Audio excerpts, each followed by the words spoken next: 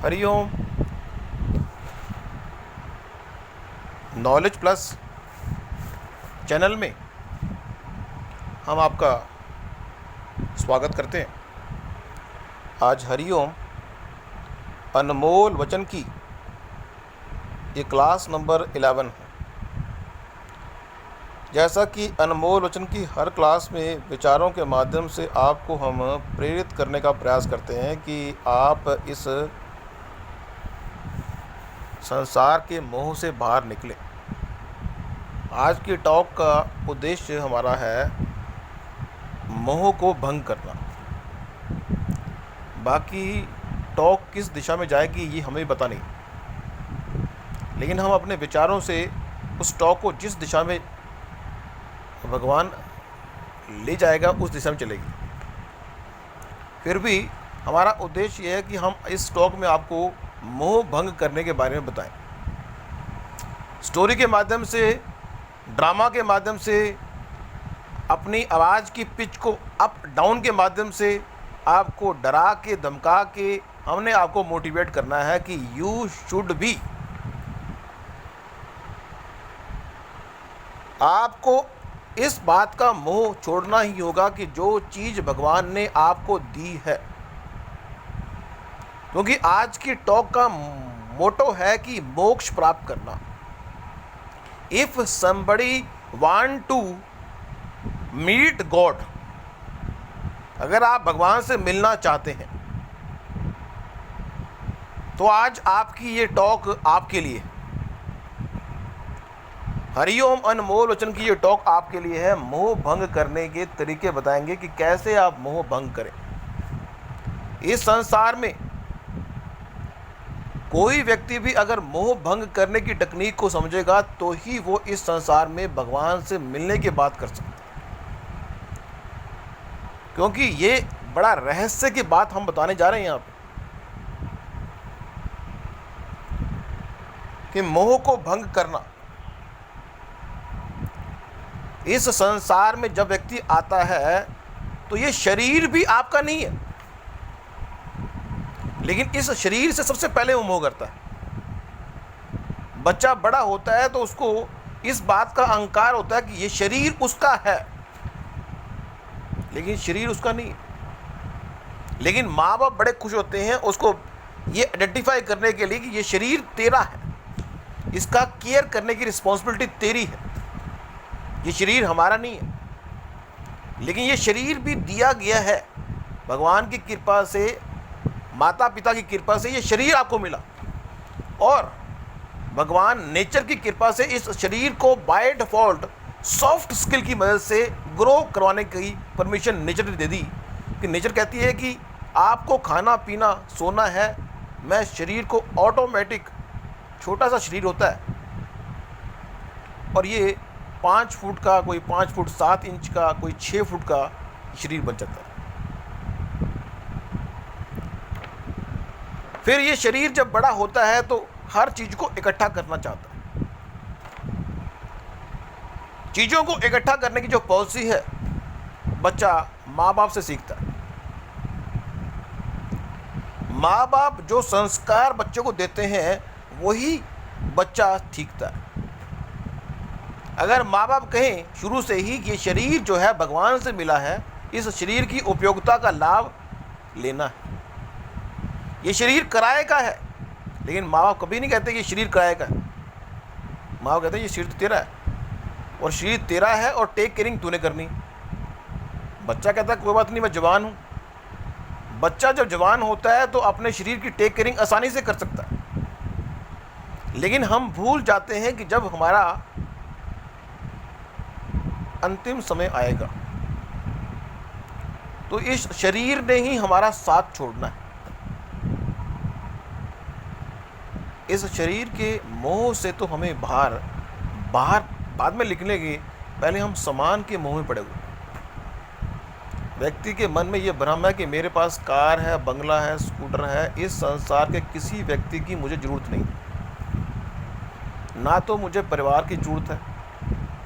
मेरे पास कार भी है, मेरे पास 15 करोड़ रुपए पड़े हुए हैं, 10 करोड़ की मेरे पास एफडी है, बाकी शेयर मार्केट में मैंने बड़ा पैसा लगाया हुआ है, सोने के बिस्कुट मेरे पास पड़े हुए हैं, मेरे को चिंता करने की बात नहीं। चाहे आपके पास कुछ भी हो, ये शरीर ने एक स्पेसिफिक टाइम के बाद डाउनफॉल में जाना ही जाना है।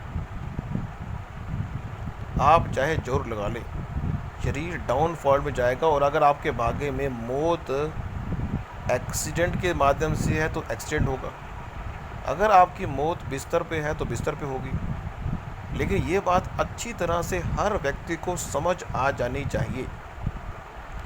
लेकिन जो व्यक्ति मोक्ष प्राप्त करना चाहते हैं वो शायद समझ पाते भी हैं नहीं, क्योंकि भगवान ने इतनी ज़बरदस्त माया का ये संसार बनाया है कि अपनी सराउंडिंग जो देखते हैं लोग, पता है कि 4 दिन पहले 2 लोग शमशान घाट में जलाए गए, पता है। लेकिन उसके बावजूद भी ये मन ये मानने को तैयार होता ही नहीं कि हमने मरना है। मरने का मतलब है कि ये शरीर में से आत्मा चली जाएगी। शरीर तो अब भी है, लेकिन जब आत्मा चली जाएगी तो इसकी वैल्यू जीरो हो जाएगी। आत्मा की वजह से इसकी वैल्यू है।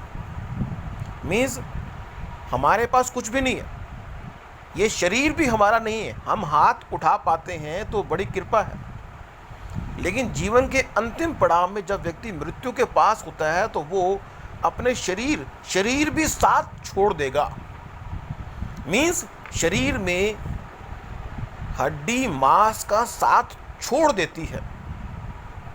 इसी तरह से आत्मा शरीर का साथ छोड़ देगी। ये फिलॉसफी है।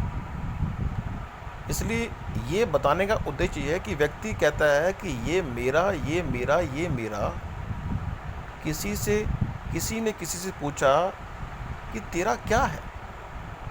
कहते तेरा ये शरीर तेरा नहीं है, तो कोई चीज़ तेरी कैसे हो सकती है? जब शरीर साथ छोड़ देगा, फिर कितनी विचित्र बात है कि जब व्यक्ति मृत्यु के पास होता है, उससे पहले ये शरीर आपका साथ छोड़ देता है। मीन्स अगर आपको हाथ उठाना है तो आप हाथ उठा नहीं पाते। और इस शरीर के जो अंग है, देखने का जो अंग है, वो हम देख नहीं पाते, क्योंकि इस शरीर के हर अंग की एक्सपायरी डेट है। तो अभी तो हमने एक टॉक में कहा कि हमें धन्यवाद करना चाहिए कि भाई भगवान, हमें देखने की ताकत आपने दे दी, हमें सुनने की ताकत आपने दे दी, हमें बोलने की ताकत दे दी। हर बॉडी पार्ट की एक एक्सपायरी डेट लेके हम आए हैं। जिस दिन वो एक्सपायरी डेट आ जाएगी वो बॉडी पार्ट काम नहीं करेगा। फिर हम भगवान से दुआ करेंगे, बाबूजी इस बॉडी पार्ट को वापस करो।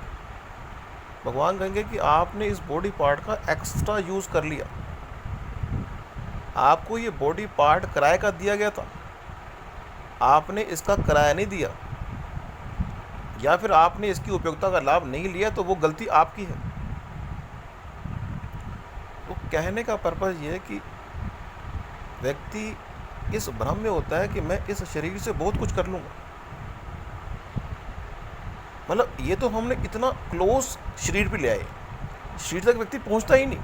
वो कहता है मेरे पास कार है, बंगला है, मैं शरीर को किसी तरह भी ठीक कर लूँगा। एक लिमिट तक ही शरीर को ठीक कर पाओगे ना। पर अगर मान लो हम ये कह भी दें कि हम इस संसार के सबसे अमीर व्यक्ति हैं, या आप इस संसार के सबसे अमीर व्यक्ति हैं, तो क्या इस शरीर को आप अमीर हो? क्या आपको पता है कि जो ब्रेन है, ब्रेन की भी काम करने की क्षमता है, मन के भी काम करने की क्षमता है। आपने अक्सर सुना होगा जो व्यक्ति अधिक उम्र का होता है वो अपनी याददाश्त शक्ति भी खो देता है।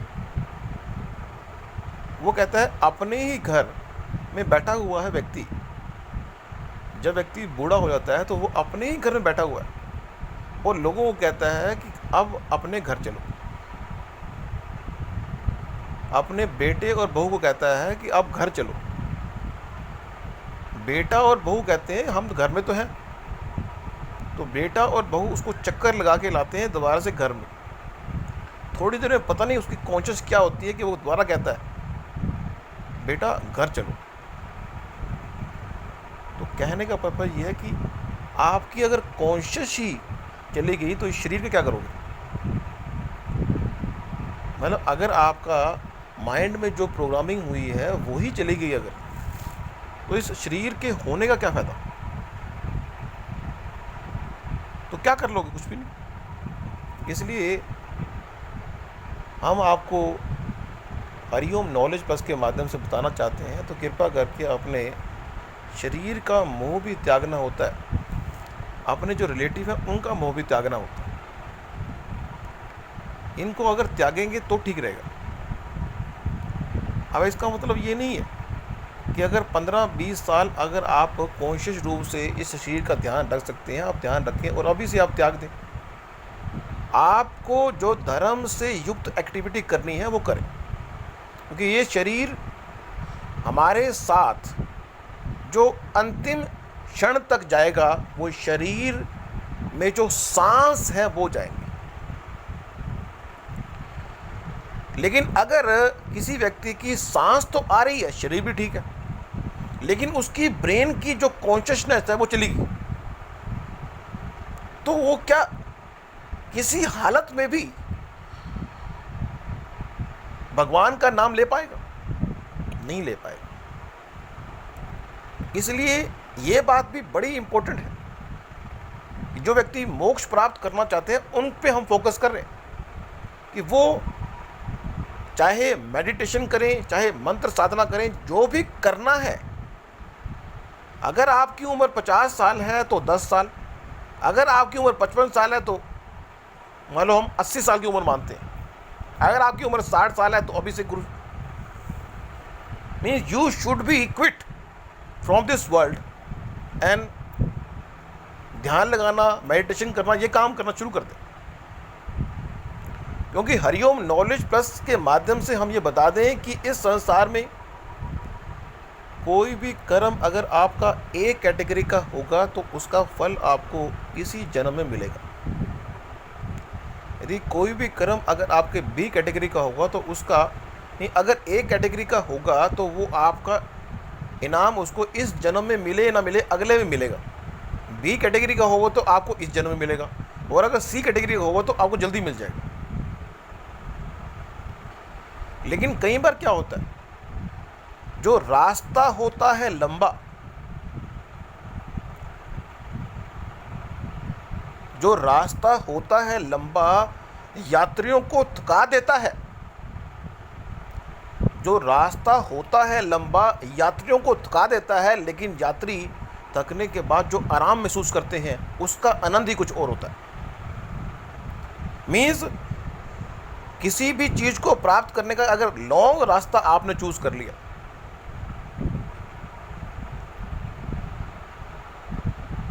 तो वो आप